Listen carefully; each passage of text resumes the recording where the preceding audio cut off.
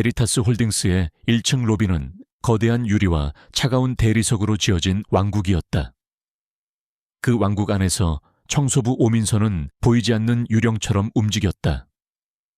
그녀는 자신의 존재감을 최대한 지우며 흠집 하나 없는 대리석 바닥에 비친 자신의 초라한 유니폼을 애써 외면했다. 그녀의 세상은 오직 하나 고된 노동의 끝에 만나게 될 내 살배기 딸 혜운이의 미소를 위해 존재했다. 하지만 그 작은 행복마저도 세상은 쉽게 허락하지 않았다. 어린이집에서 걸려온 한 통의 전화가 그녀의 평온한 일상을 뒤흔들었다. 수도관이 터져 오늘 하루 임시 휴원을 하게 되었다는 날벼락 같은 소식. 맡길 곳 하나 없는 도시에서 하루 벌어 하루를 사는 그녀에게 결근은 곧 생계의 위협을 의미했다. 그녀는 결국 절대 해서는 안 될 위험한 선택을 하고 말았다. 작은 딸 혜운이의 손을 잡고 회사로 들어오는 그녀의 심장은 발각될지도 모른다는 공포로 미친 듯이 뛰었다. 그녀는 아이를 청소 도구함이 있는 작은 휴게실에 숨겨두고 절대로 밖으로 나오면 안 된다고 신신당부했다. 혜운이는 엄마와의 약속을 지키기 위해 좁고 어두운 방 안에서 얌전히 크레용으로 그림을 그리고 있었다. 바로 그때 로비의 모든 공기가 순간적으로 얼어붙었다. 모든 직원들이 하던 일을 멈추고 굳은 자세로 고개를 숙였다. 제왕의 행차였다. 베리타스 홀딩스의 회장 한지훈이 그의 비서진과 임원들을 거느리고 로비 중앙을 가로지르고 있었다. 완벽하게 재단된 검은 수트와 얼음처럼 차가운 그의 표정은 그 누구도 감히 가까이 다가갈 수 없는 절대적인 권위를 뿜어내고 있었다. 호기심을 참지 못한 혜운이가 휴게실 문을 살짝 열고 밖을 내다본 것은 바로 그 순간이었다. 아이의 눈에 들어온 것은 로비 중앙의 거대한 미디어 폭포와 그 앞을 지나가는 한 남자의 모습이었다. 아이의 동그란 눈이 놀라움으로 커졌다. 아이는 무언가에 홀린 듯 엄마와의 약속도 잊은 채 작은 발을 내디뎠다. 혜운이는 망설임 없이 달렸다. 자신을 막아서는 어른들의 다리 사이를 요리조리 피하며 오직 한 사람 한지훈을 향해 전력으로 질주했다. 마침내 아이의 작은 몸이 그의 다리에 쿵 하고 부딪혔다. 로비의 모든 사람들이 경악하며 그 모습을 지켜보았다. 한지훈은 갑작스러운 충격에 미간을 찌푸리며 걸음을 멈췄다. 그는 자신의 바짓가랑이를 꼭 붙잡고 있는 작은 아이를 무심하게 내려다보았다. 아이는 고개를 들어 세상에서 가장 희망에 찬 눈으로 그를 올려다보며 또랑또랑한 목소리로 외쳤다. 아빠. 그 한마디는 잘 짜인 교향곡이 연주되던 로비에 떨어진 불협 화음과도 같았다. 시간은 멈췄고 로비 전체에는 충격적인 정적만이 감돌았다. 한지훈의 사고 회로는 정지했다. 그는 자신의 인생에서 단 한 번도 들어본 적 없는 그 단어를 생전 처음 보는 아이에게서 듣고 있었다. 그의 주변에 있던 임원들과 비서들은 어쩔 줄 몰라하며 당황했고 몇몇 직원들은 몰래 휴대폰을 꺼내 이 믿을 수 없는 광경을 찍기 시작했다. 딸이 없어진 것을 알아챈 오민서가 창백한 얼굴로 휴게실에서 뛰쳐나온 것은 바로 그때였다. 그녀는 로비 중앙에서 벌어지고 있는 끔찍한 광경을 보고 피가 차갑게 식는 것을 느꼈다. 그녀는 사색이 되어 달려가 한지훈의 다리에 매달린 딸을 떼어내려 애썼다. 죄송합니다, 회장님. 정말 죄송합니다, 아이가 아직 어려서. 하지만 혜운이는 엄마의 손길을 뿌리치며 더 크게 울부짖었다. 아빠 가지마. 민서는 절망적인 심정으로 고개를 들었고 그녀의 눈은 한지훈의 차가운 눈과 정면으로 마주쳤다. 그 짧은 순간 한지훈은 그녀의 눈에서 깊은 절망과 공포를 읽었다. 그리고 다시 고개를 숙여 자신의 눈을 꼭 닮은 아이의 울음 섞인 얼굴을 내려다보았다. 민서는 결국 아이를 억지로 품에 안아들고 쏟아지는 사람들의 시선을 피해 서비스 복도 안으로 도망치듯 사라졌다. 한지훈은 잠시 그 자리에 못 박힌 듯 서 있었다. 그의 완벽하고 질서정연하던 세계에 정체를 알 수 없는 작은 균열이 생긴 순간이었다. 그는 이내 아무 일 없었다는 듯 차가운 표정을 되찾고 다시 걸음을 옮겼다. 하지만 그의 머릿속은 온통 혼란으로 가득 차 있었다. 그리고 복도 안쪽 민서는 터져나오는 울음을 삼키며 끔찍한 질문을 되뇌고 있었다. 설마 5년 전 그날 밤의 남자가 로비에서 벌어진 소동은 베리타스 홀딩스 전체를 뒤흔드는 거대한 폭풍이 되어 휘몰아쳤다. 직원들은 모이기만 하면 수군거렸고 사내 메신저는 회장님의 숨겨진 딸에 대한 온갖 추측으로 들끓었다. 그 폭풍의 중심에 서 있는 오민서는 언제 해고 통보가 날아올지 모른다는 공포에 떨며 필사적으로 자신의 존재를 지우려 애썼다. 그녀는 그저 보이지 않는 청소부로 남고 싶었다. 한편 펜트하우스 집무실의 한지우는 좀처럼 일에 집중할 수가 없었다. 그의 머릿속은 온통 자신을 아빠라고 불렀던 그 작은 아이의 얼굴로 가득 차 있었다. 그는 로비의 보안 영상을 몇 번이고 돌려보았다. 아이의 얼굴을 확대할수록 그는 부정할 수 없는 진실과 마주해야만 했다. 아이의 눈매와 고집스럽게 담은 입술은 거울 속 자신의 어린 시절을 보는 듯했다. 그는 5년 전 그날 밤의 기억을 필사적으로 되짚어 보려 했다. 가면 무도의 과도한 음주, 그리고 안개처럼 흐릿한 기억의 조각들. 누군가 자신을 부축해 주었던 부드러운 손길과 향수가 아닌 비누처럼 맑고 깨끗했던 은은한 향기. 그 여인의 얼굴은 기억나지 않았지만 그녀가 자신을 해치려 한 것이 아니라 도와주려 했다는 감각만큼은 선명했다. 그는 더 이상 이 혼란을 견딜 수 없었다. 그는 자신의 충직한 비서인 강 실장을 호출했다. 로비의 그 청소부 오민서라는 여자에 대해 알아봐. 내일 아침까지 그녀의 모든 인생을 내 책상 위에 올려놔. 누구도 알아서는 안 돼. 극비리에 진행해. 그의 목소리에는 거부할 수 없는 명령의 무게가 실려 있었다. 그의 집무실에 또 다른 폭풍이 들이닥친 것은 바로 그때였다. 그의 약혼녀이자 경쟁그룹의 부회장인 윤서연이 화려한 모습으로 문을 열고 들어섰다. 그녀는 언제나처럼 아름다웠지만 그 미소 뒤에는 날카로운 가시가 숨겨져 있었다. 그녀는 이미 로비의 소문을 모두 전해 들은 후였다. 자기야, 내가 아주 재미있는 소문을 들었는데 말이야. 우리 자기한테 숨겨놓은 딸이 있었다니 정말이야. 나한테는 비밀로 할 셈은 아니었지. 그녀의 목소리는 꿀처럼 달콤했지만 그 안에는 서늘한 질투와 경고가 담겨 있었다. 한지훈의 방어적이고 회피적인 태도는 그녀의 의심에 불을 지폈다. 그녀는 5년 전 자신이 저지른 일이 예기치 못한 아이의 등장으로 인해 수면 위로 떠오를지도 모른다는 공포에 휩싸였다. 같은 시각 오민서는 자신의 낡고 작은 아파트에서 허둥지둥 짐을 싸고 있었다. 혜은이는 또 이사를 가야 하냐며 불안한 눈으로 엄마를 쳐다보았다. 민서는 아무 대답도 해줄 수 없었다. 그녀의 머릿속은 5년 전 그날 밤의 악몽으로 가득 차 있었다. 그날 그녀는 지금처럼 청소부가 아닌 서울대학교를 수석으로 졸업한 유망한 데이터 분석가였다. 그녀는 생활비를 벌기 위해 가면무도회가 열리는 호텔에서 아르바이트를 하고 있었다. 그녀는 그곳에서 윤서연에게 이끌려가던 약에 취해 몸을 가누지 못하는 한지훈을 발견했다. 윤서연은 그가 쓰러지자 당황해서 자리를 떠버렸고 민서는 순수한 동정심으로 그를 조용한 라운지로 부축해 쉬게 해주었다. 하지만 돌아온 것은 감사 인사가 아닌 카메라 플래시와 함께 나타난 윤서연의 악마 같은 얼굴이었다. 가난한 대학생이 재벌 3세를 약에 취하게 한 뒤 덮치려 했다. 이 사진 한 장이면 내 인생은 끝이야. 이 돈 받고 영원히 사라지든가 아니면 감옥에서 평생을 썩든가. 선택해. 윤서연의 협박은 잔인했다. 민서는 돈을 거절하고 그 자리에서 도망쳤지만 그날 이후 그녀의 인생은 송두리째 무너져 내렸다.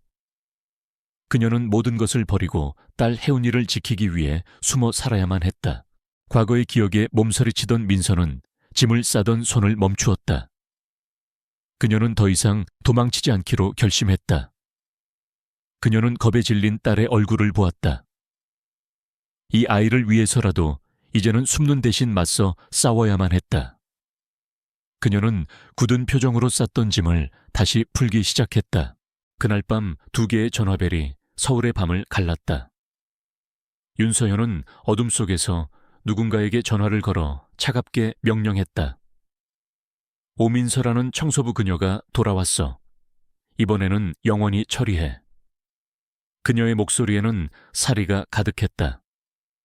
동시에 한지훈의 집무실, 강 실장이 얇은 서류철 하나를 그의 책상 위에 올려놓았다. 회장님 오민서 씨에 대한 자료입니다. 그런데 경력이 좀 특이합니다.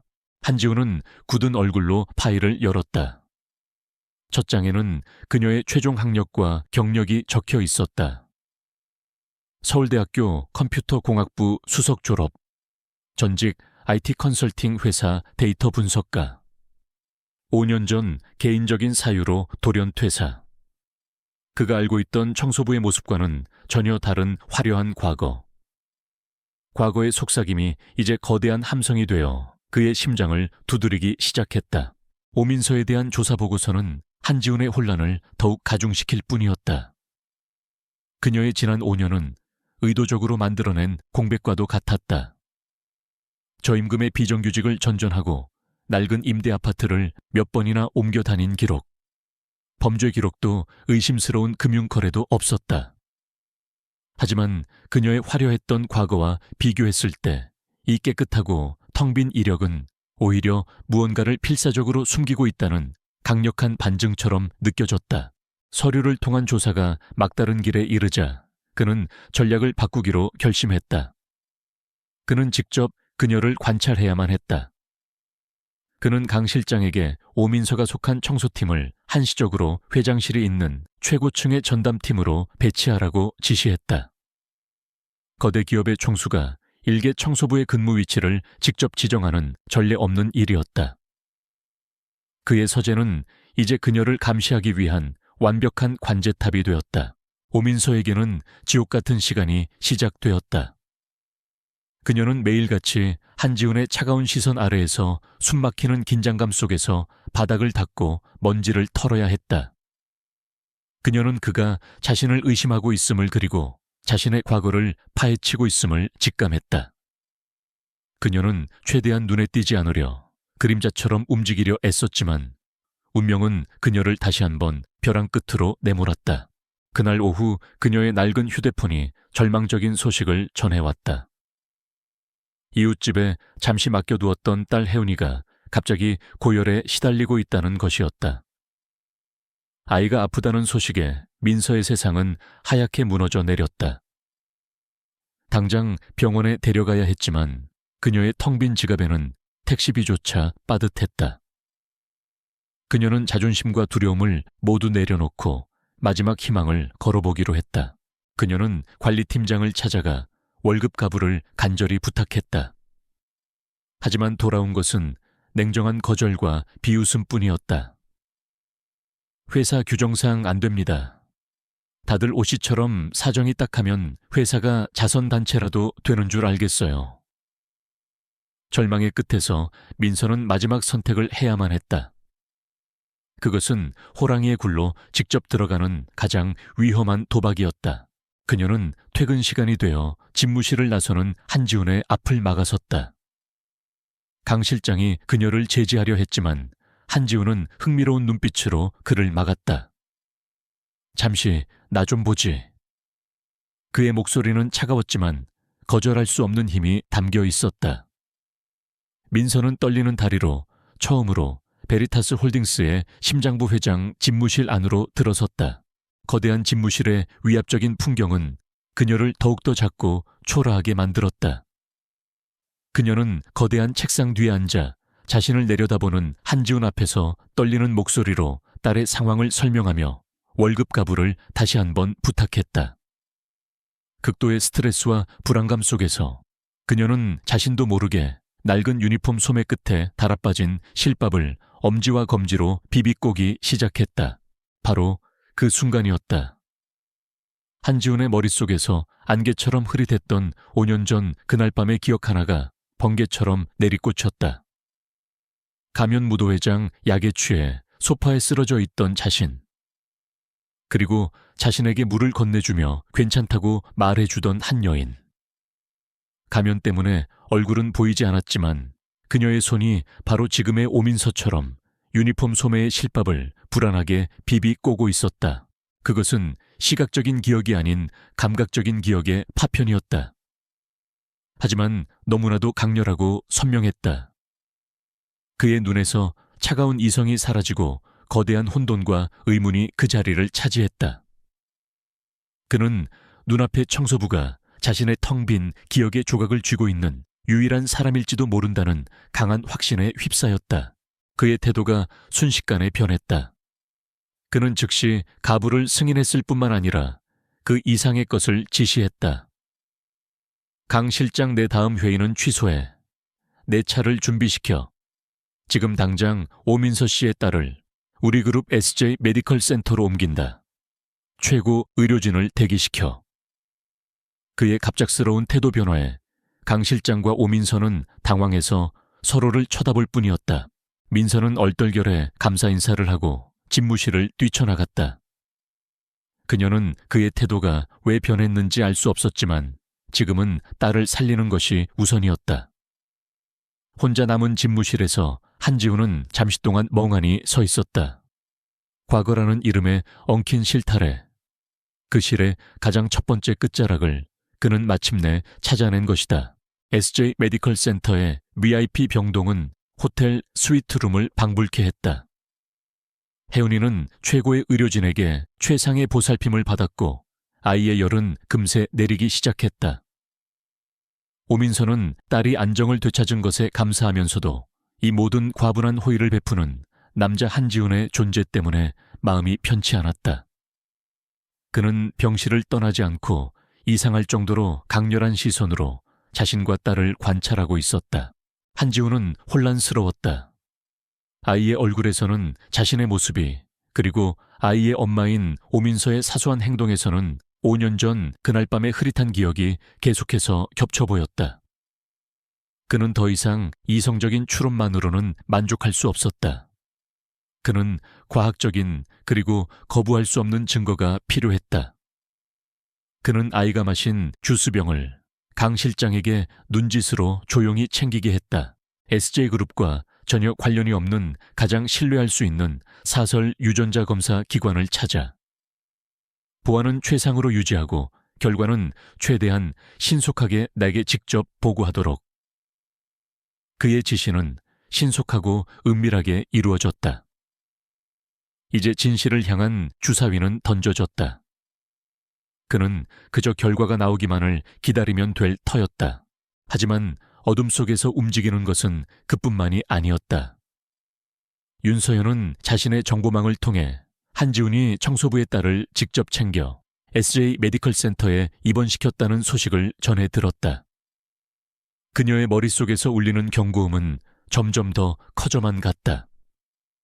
5년 전 완벽하게 처리했다고 믿었던 과거의 망령이 예기치 못한 아이의 모습으로 되살아나 그녀의 목을 조여오고 있었다. 그녀는 한지훈이 진실에 더 가까이 다가가는 것을 막아야만 했다. 그녀는 오민서의 신용을 떨어뜨려 그녀의 입에서 나오는 그 어떤 말도 한지훈이 믿지 못하게 만들기로 결심했다. 그녀는 베리타스 홀딩스의 인사팀장에게 전화를 걸어 교묘하고도 악의적인 소문을 퍼뜨리라고 지시했다. 오민서가 돈을 노리고 의도적으로 아이를 이용해 회장에게 접근했다는 자극적인 이야기였다. 민서가 다시 회사로 돌아왔을 때 그녀를 맞이한 것은 차가운 시선과 경멸적인 수군거림이었다. 동료들은 그녀를 피했고 그녀의 사물함에는 꽃뱀이라는 험악한 낙서가 적혀 있었다. 그녀는 순식간에 회사 전체에 공공의 적이 되어 있었다. 윤서연의 계략은 여기서 그치지 않았다. 그녀는 한지훈이 유전자 검사를 의뢰했다는 사실까지 알아내고 그 결과를 조작하거나 빼돌리기 위해 움직이기 시작했다. 민서는 5년 전과 똑같은 질식할 듯한 압박감에 시달렸다. 그녀는 또다시 자신의 모든 것을 잃고 딸과 함께 도망쳐야 할지도 모른다는 공포에 휩싸였다. 그녀는 이 거대한 음모와 권력에 맞서 싸울 힘이 없었다. 그녀는 결국 모든 것을 포기하고 혜운이를 데리고 이 도시를 떠나기로 결심했다. 그녀의 유일한 목표는 딸을 안전하게 지키는 것뿐이었다. 그녀가 마지막 월급을 정산하고 조용히 회사를 떠나려던 순간 그녀의 앞을 한지훈이 막아섰다. 그의 얼굴은 그 어느 때보다도 차갑고 단호해 보였다. 그는 그녀가 도망치려 한다는 것을 이미 알고 있었다. 어디로 갈 생각이었소, 오민서 씨? 그의 목소리는 낮았지만 그 안에는 도망을 허락하지 않겠다는 강한 의지가 담겨 있었다. 내가 답을 찾을 때까지 당신은 어디에도 못 가. 그것은 부탁이 아닌 명령이었다. 그의 힘은 도망치려는 그녀의 마지막 희망마저 꺾어버렸다. 바로 그때 한지훈의 휴대폰이 울렸다. 강 실장이었다. 회장님 의뢰하셨던 검사 결과가 나왔습니다. 동시에 자신의 차 안에서 그들을 지켜보고 있던 윤서연의 휴대폰에도 다급한 문자 메시지가 도착했다. 그녀가 매수한 연구원의 메시지였다. 결과 조작 실패.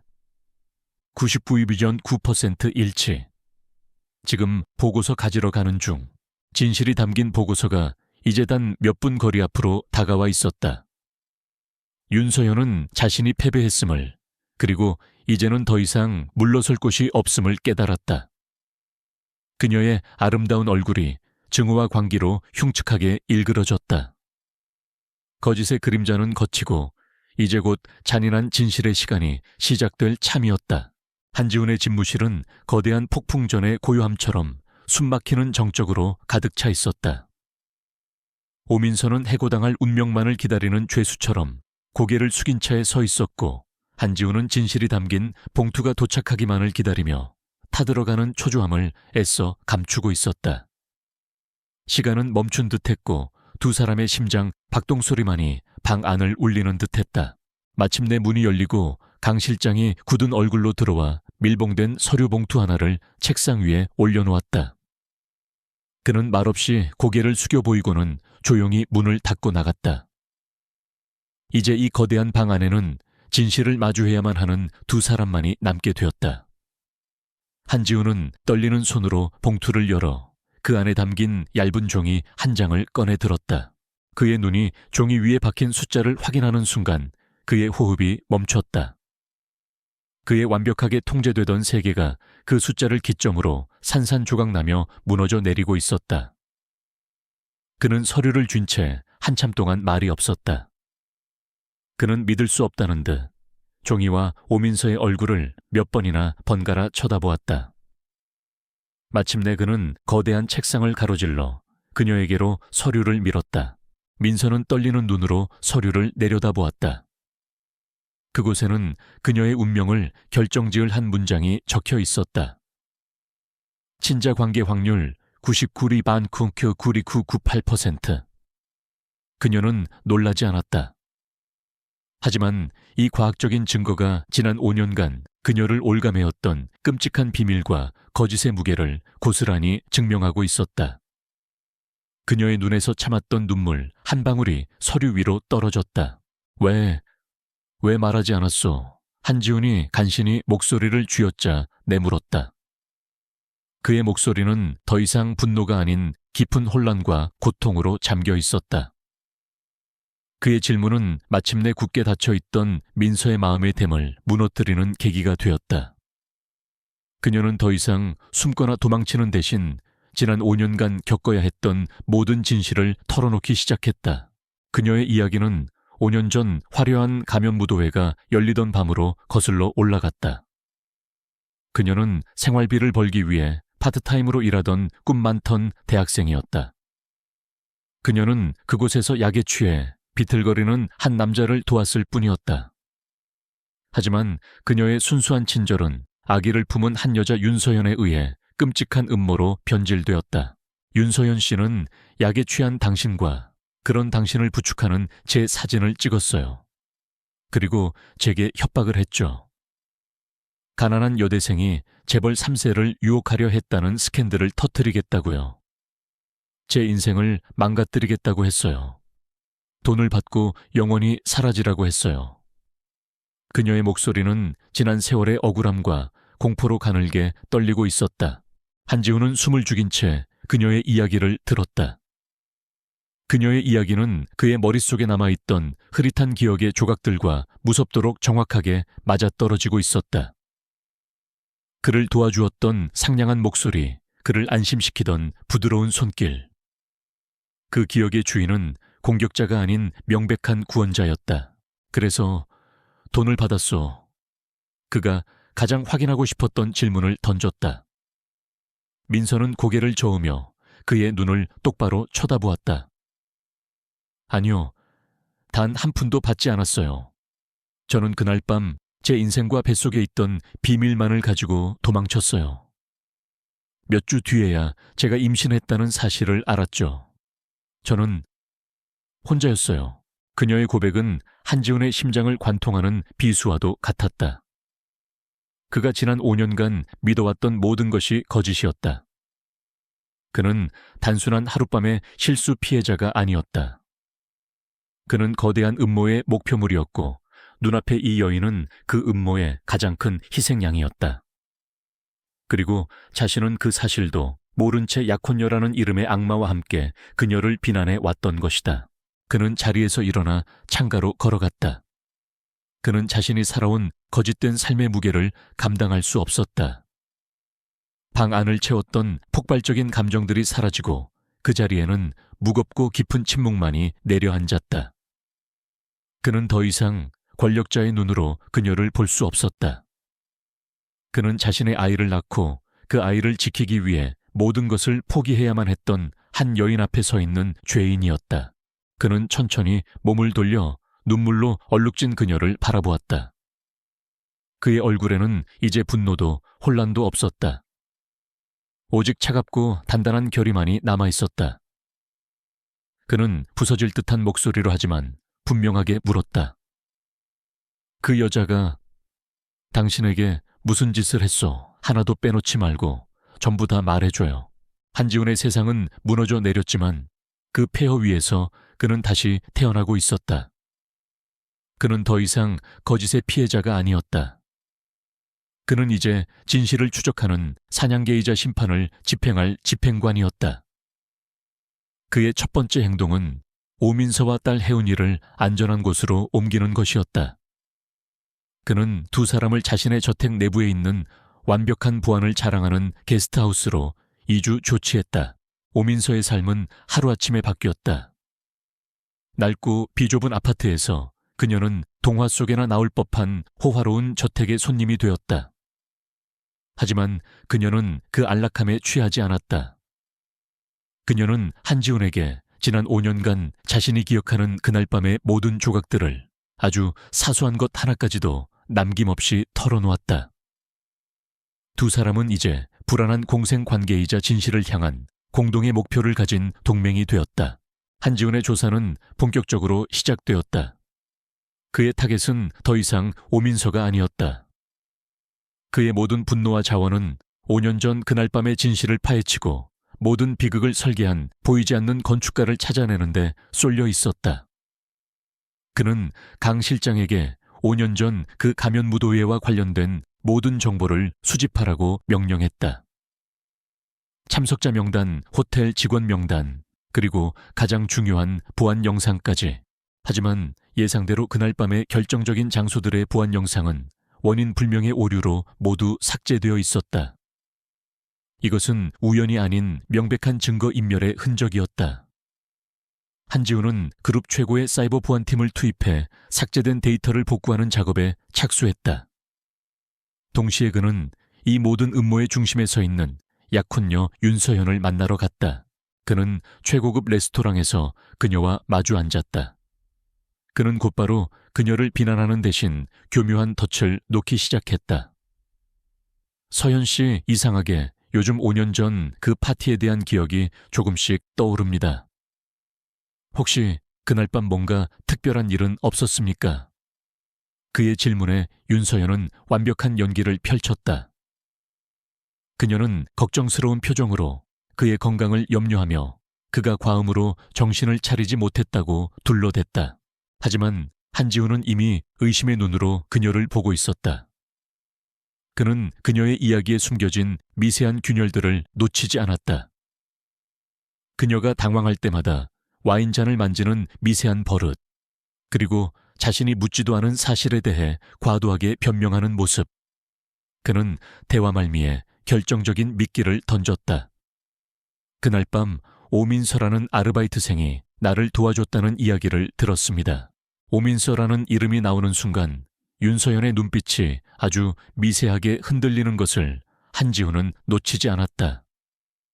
그녀는 와인을 마시다 말고 잔을 테이블에 내려놓으며 거의 알아챌 수 없을 정도로 작은 소리를 냈다. 처음 듣는 이름이네요. 그녀의 대답은 너무나도 빠르고 단호해서 오히려 무언가를 필사적으로 숨기고 있다는 것을 증명하는 꼴이었다. 그의 조사는 서서히 성과를 내기 시작했다. 조사팀은 그날 파티의 케이터링 직원 명단에서 오민서의 이름을 찾아냈다. 또한 파티 직후 갑자기 거액의 빚을 갚고 일을 그만둔 바텐더가 있었다는 사실도 알아냈다. 그는 이제 윤서연과 그날 밤을 연결할 중요한 증인을 찾아 나섰다. 마침내 사이버 보안팀으로부터 연락이 왔다. 회장님 삭제된 파일의 일부를 복구하는 데 성공했습니다. 화질이 좋지는 않지만 무언가 있습니다. 한지우는 어두운 영상 분석실로 향했다. 복구된 영상은 호텔의 후미진 복도를 비추는 아주 짧은 순간의 기록이었다. 영상을 재생하는 순간 한지훈의 숨이 멎었다. 영상은 심하게 손상되어 노이즈가 가득했지만 그 형체는 분명했다.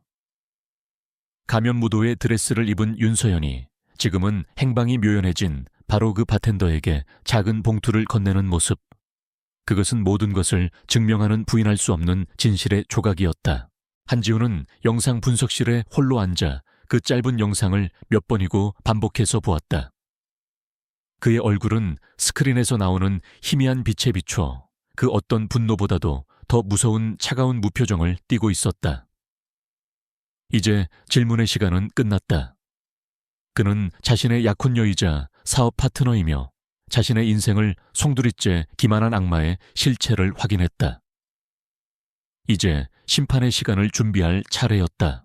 한지훈의 조사가 깊어질수록 그의 닫혀있던 기억의 문도 서서히 열리기 시작했다. 복구된 영상과 서류들은 단순한 증거가 아니었다. 그것은 그의 뇌리에 잠들어 있던 5년 전 그날 밤의 감각들을 깨우는 열쇠였다. 그는 윤서연의 거짓된 친절 뒤에 숨겨진 차가운 계산과 오민서의 초라한 유니폼 아래 감춰진 따뜻한 인간성을 어렴풋이 기억해내기 시작했다. 그는 기억해냈다. 값비싼 향수가 아닌 소박한 비누의 맑은 향기를, 유혹적인 속삭임이 아닌 자신의 건강을 걱정하던 진심 어린 목소리를, 그리고 자신을 부축하던 거칠었지만 따뜻하고 강직했던 그녀의 손길을. 기억의 파편들이 맞춰질수록 그는 자신이 얼마나 끔찍한 착각 속에서 한 여인의 인생을 오해해 왔는지를 깨달았다. 그의 변화는 오민서와의 관계에도 영향을 미쳤다. 그는 더 이상 그녀를 의심의 눈으로 보지 않았다. 대신 그는 자신의 조사 과정을 그녀에게 투명하게 공유하며 그녀를 단순한 피해자나 증인이 아닌 사건의 진실을 함께 파헤쳐 나갈 동료로 대하기 시작했다. 그는 매일 밤 게스트하우스를 찾아 그날 알아낸 새로운 사실들에 대해 그녀와 의논했다. 민서는 처음에는 그런 그를 경계했지만 진실을 밝히려는 그의 진심 어린 노력을 보며 서서히 마음의 벽을 허물기 시작했다. 그녀는 그가 보여주는 증거 자료들 속에서 과거 데이터 분석가였던 자신의 숨겨진 재능을 다시 발견했다.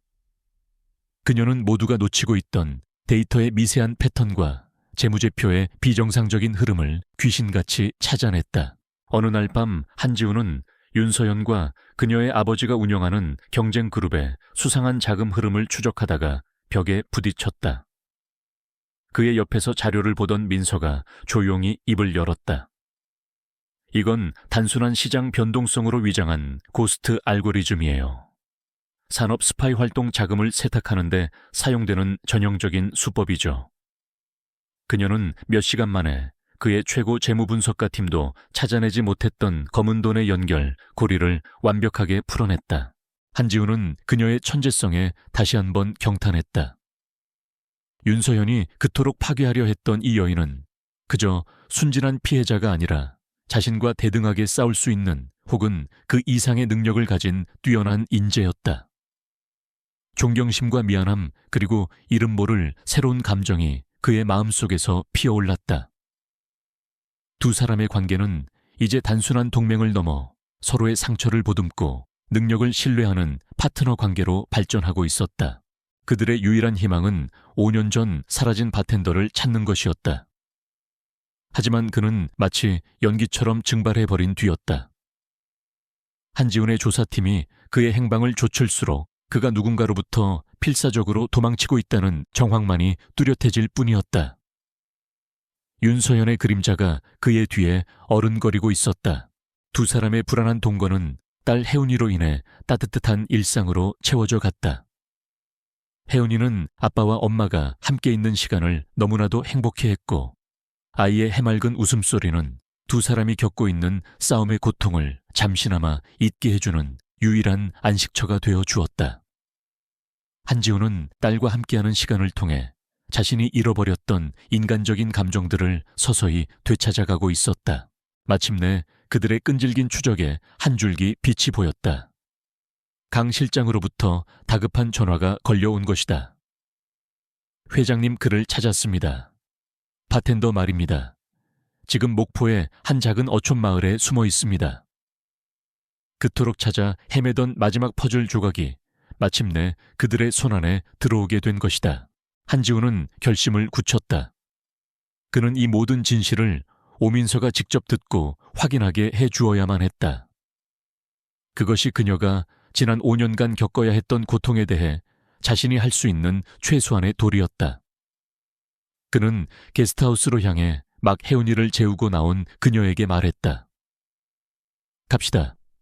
같이 가서 우리에게 빚진 자의 목소리를 직접 들읍시다. 그의 제안에 민서는 잠시 망설였다. 과거와 다시 마주하는 것은 두려운 일이었다. 하지만 그녀는 고개를 끄덕였다. 그녀는 더 이상 도망치지 않을 것이다.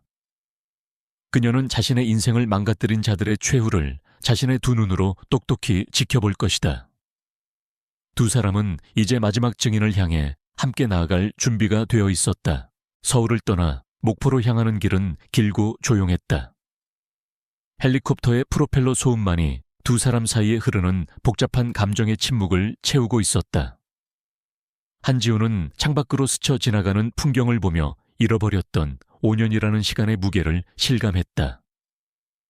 오민서는 굳은 얼굴로 이제 곧 마주해야 할 과거의 증인과 그가 가져올 진실의 파편을 기다리고 있었다.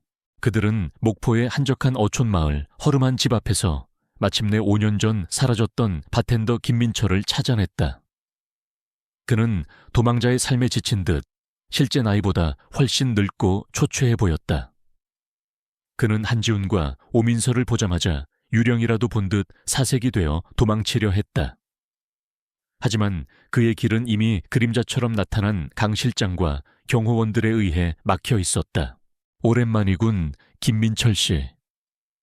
한지훈의 목소리는 차가웠다. 당신이 지난 5년간 윤서현에게서 받은 돈으로 편안하게 살아왔다는 건 잘 알고 있어. 하지만 이제 그 평화도 끝났어. 당신 앞에 놓인 길은 두 가지. 우리에게 모든 것을 털어놓고 내 보호를 받든가, 아니면 이 모든 죄를 뒤집어쓰고 감옥에 가든가. 김민철은 처음에는 모든 것을 부인했지만 한지훈이 내민 증거들과 회유, 그리고 오민서의 원망, 어린 눈빛 앞에서 결국 무너져 내렸다. 그는 눈물을 흘리며 5년 전 그날 밤의 모든 진실을 털어놓기 시작했다. 윤서현이 도박빚에 시달리던 자신에게 접근해 거액의 돈을 주며 한지훈의 술에 약을 타라고 지시했던 일. 그리고 만약 입을 열면 병든 노모의 목숨을 보장할 수 없을 것이라 협박했던 일까지. 그의 모든 고백은 한지훈의 손목시계에 숨겨진 녹음 장치에 고스란히 기록되었다. 개인적인 복수를 위한 결정적인 증거는 확보되었다. 하지만 서울로 돌아오는 길 오민서는 이것이 단순한 개인적인 원한 관계가 아닐 수도 있다는 의문을 제기했다. 그녀의 날카로운 분석가적 직감이 이 사건의 배후에 더 거대한 음모가 숨어 있음을 경고하고 있었다. 그녀는 한지훈의 집무실, 즉 그들의 작전 본부로 돌아오자마자 지난 5년간 베리타스 홀딩스의 모든 프로젝트 기록과 대외비 자료들을 검토하기 시작했다. 한지훈은 그녀의 천재적인 데이터 분석 능력을 믿고 그녀에게 모든 접근 권한을 열어주었다. 그녀는 수백만 개의 데이터 속에서 아무도 보지 못했던 진실의 패턴을 찾아 나섰다. 그리고 마침내 그녀는 끔찍한 진실을 발견했다. 지난 5년간 베리타스 홀딩스가 중요한 신기술을 발표하거나 대규모 계약을 성사시키려 할 때마다 어김없이 한지훈 개인에 대한 악의적인 스캔들이나 내부 정보 유출 사건이 터졌다는 패턴이었다. 그리고 그 모든 사건의 배후에는 항상 윤서현과 그녀의 아버지가 운영하는 경쟁 그룹의 그림자가 어른거리고 있었다. 5년 전의 가면무도회 사건은 시작에 불과했던 것이다. 윤서현의 목표는 단순히 한지훈이라는 남자를 차지하는 것이 아니었다. 그녀는 한지훈을 스캔들로 올감해 그의 리더십을 흔들고 베리타스 홀딩스를 내부에서부터 서서히 붕괴시킨 뒤 최종적으로는 자신의 가문이 회사를 통째로 집어삼키려는 거대한 계획을 가지고 있었던 것이다. 모든 것을 깨달은 한지훈의 얼굴에서 핏기가 사라졌다. 그는 사랑이라고 믿었던 관계가 사실은 자신의 모든 것을 파괴하기 위한 정교한 공작이었음을 알고 경악을 금치 못했다. 그의 분노는 이제 개인적인 배신감을 넘어 자신의 제국을 지켜야 하는 왕의 분노로 변해갔다. 그는 더 이상 방어만 하지 않을 것이다. 그는 이제 오민서를 피해자가 아닌 이 전쟁을 함께 치를 유일한 동지로 바라보았다. 그는 그녀의 명철한 두뇌와 전략가적 기질을 절대적으로 신뢰하게 되었다. 그녀는 내 회사를 원했소. 그렇다면 나는 그녀가 평생을 후회할 전쟁을 선물해 주겠소. 그는 오민서와 함께 윤서현의 숨통을 끊어놓을 마지막 방역을 준비하기 시작했다. 질문의 시간은 끝나고 이제 함정을 팔 시간이었다. 방역의 무대는 화려하고도 잔인하게 설정되었다. 한지훈은 베리타스 홀딩스와 윤서현의 대형그룹 간의 전략적 인수 합병을 발표했다. 표면적으로는 위기에 몰린 베리타스 홀딩스가 경쟁 그룹에 무릎을 꿇는 굴욕적인 항복 선언처럼 보였다. 제게는 한지훈의 시대가 끝났다고 수군거렸고 윤서현과 그녀의 아버지는 마침내 모든 것을 손에 넣었다는 승리감에 도취해 있었다. 그들은 한지훈과 오민서가 파놓은 거대한 함정 속으로 스스로 걸어 들어오고 있었다. 계약 체결식은 대한민국 경제계의 모든 거물들과 언론이 주목하는 가운데 최고급 호텔의 그랜드 볼룸에서 열렸다. 윤서현은 이날의 주인공답게 승리한 여왕처럼 순백의 정장을 입고 빛나고 있었다. 그녀는 한지훈의 옆에 서서 마치 그의 미래의 안주인이라도 된 것처럼 행동했다. 모든 준비는 끝났다. 오민서는 행사장 뒤편의 작은 통제실에서 자신이 지난 며칠간 밤을 새워 만든 진실의 칼날을 마지막으로 점검하고 있었다. 한지훈은 무대 위에서 마지막까지 패배한 남자의 역할을 완벽하게 연기했다. 그는 텅 빈 눈으로 그리고 지친 목소리로 이번 합병의 불가피성을 설명했다. 그의 영의는 너무나도 뛰어나서 윤서현마저도 그를 동정할 정도였다. 마침내 역사의 서명이 이루어질 순간 두 그룹의 로고가 새겨진 거대한 합병 계약서가 테이블 위에 놓였다. 윤서현이 먼저 펜을 들어 자신의 이름을 적었다. 그리고 한지훈이 펜을 집어들었다. 하지만 그는 서명을 하는 대신 펜을 내려놓고 장내의 모든 사람들을 향해 돌아섰다. 그의 얼굴에서 패배자의 그림자는 사라지고 차갑고 날카로운 사냥꾼의 눈빛이 되살아났다. 서명을 하기 전에 그의 목소리가 마이크를 통해 장내에 울려 퍼졌다. 우리의 새로운 파트너에 대한 마지막 실사 보고를 여러분과 공유하고 싶습니다. 아주 흥미로운 내용이 될 겁니다. 그의 말에 윤서연의 얼굴이 순간 굳어졌다. 뭔가 잘못되고 있다는 불길한 예감이 그녀의 등골을 스치고 지나갔다. 한지훈이 신호를 보내자 무대 뒤에 거대한 스크린이 바뀌었다. 화면에 나타난 것은 5년 전 사라졌던 바텐더 김민철의 얼굴이었다. 그는 영상 속에서 윤서연에게 돈을 받고 한지훈의 술에 약을 탔던 그날 밤에 모든 진실을 눈물로 고백하고 있었다. 장내는 충격으로 술렁이기 시작했고 윤서연의 얼굴은 하얗게 질려갔다. 그것은 시작에 불과했다. 스크린에는 윤서연이 김민철에게 돈을 보낸 금융기록 호텔 복도에서 그에게 무언가를 건네는 희미한 CCTV 영상, 그리고 지난 5년간 그녀가 베리타스 홀딩스를 상대로 저질러온 모든 산업 스파이 행위를 증명하는 데이터 분석 자료들이 쉴 새 없이 펼쳐졌다. 오민서가 만들어낸 완벽한 증거들이었다. 거짓말 전부 조작된 거야. 윤서연이 비명을 질렀다.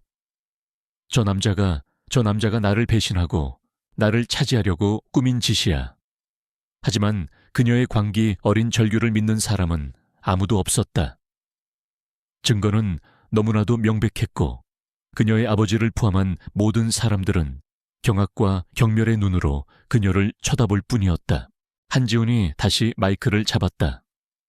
그리고 이 모든 거짓을 밝혀낸 사람은 바로 윤서연 씨가 5년 전 파멸시키려 했던 바로 그 여성입니다.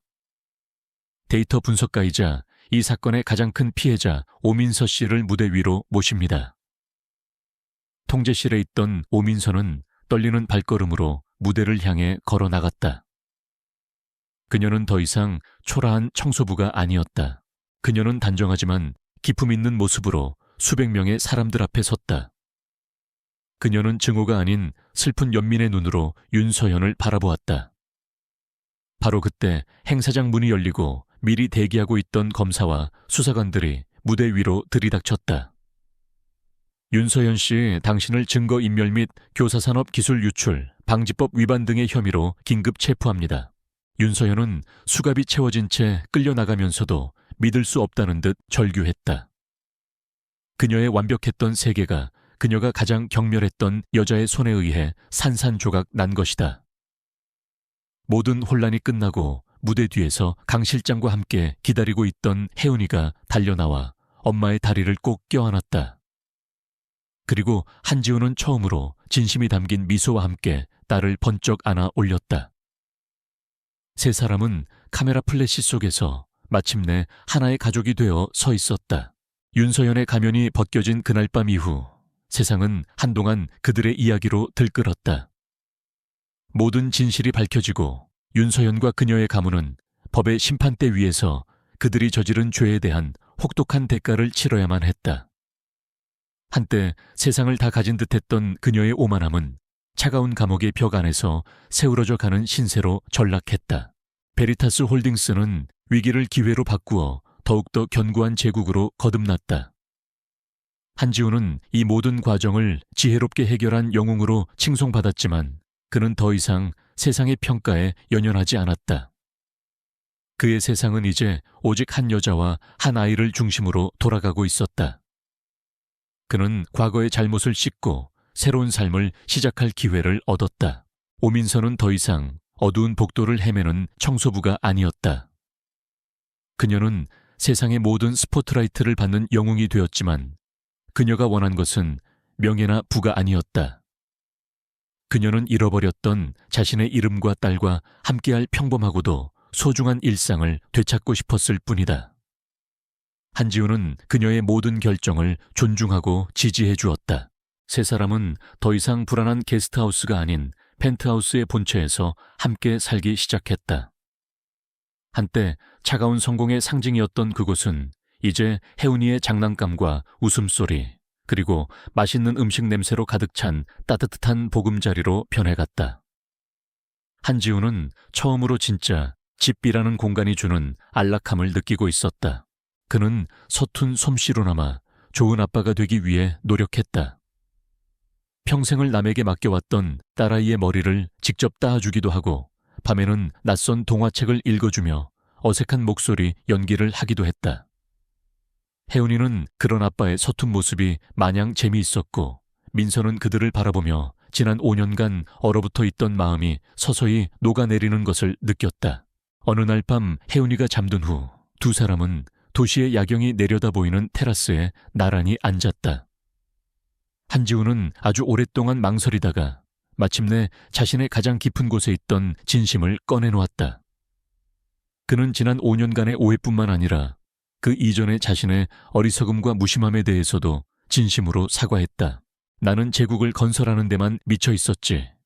정작 내 삶을 가꾸는 법은 몰랐소. 나는 더 이상 그런 남자로 살고 싶지 않소. 그는 그녀에게 베리타스 홀딩스의 수석 분석가 자리를 제안하는 대신 그녀 자신의 이름을 건 데이터 분석 회사를 차려주겠다고 제안했다. 당신은 천재요. 누구 밑에서 일할 사람이 아니지. 내 사업 파트너가 되어주시오. 그리고 만약 당신이 허락해준다면 내 인생의 파트너가 될 자격도 내가 다시 얻을 수 있게 해주시오. 그의 겸허한 고백에 민서는 아주 오랜만에 진심에서 우러나오는 환한 미소를 지었다. 과거의 저였다면 아마 두려워서 도망쳤을 거예요. 하지만 이제 저는 그 사람이 아니에요. 우리 함께 이 폐허 위에서 무엇을 새로 지을 수 있을지 한번 해봐요. 그녀의 대답은 두 사람의 새로운 관계가 시작되었음을 알리는 신호였다. 몇 달의 시간이 흘렀다. 따스한 햇살이 내리쬐는 어느 주말 오후 공원의 푸른 잔디 위에서 세 사람의 웃음소리가 울려 퍼지고 있었다.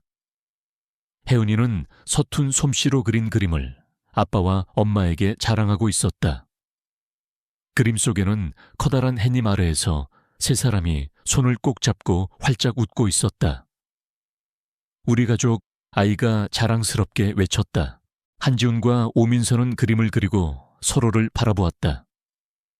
두 사람의 손이 마치 처음부터 그 자리에 있었던 것처럼 자연스럽게 서로를 찾아 맞잡았다. 그들의 눈빛 속에는 과거의 모든 아픔과 오해를 넘어선 현재의 감사함과 미래에 대한 단단한 희망이 담겨 있었다. 길고 길었던 밤은 끝나고 마침내 그들의 인생에 새로운 아침이 밝아오고 있었다.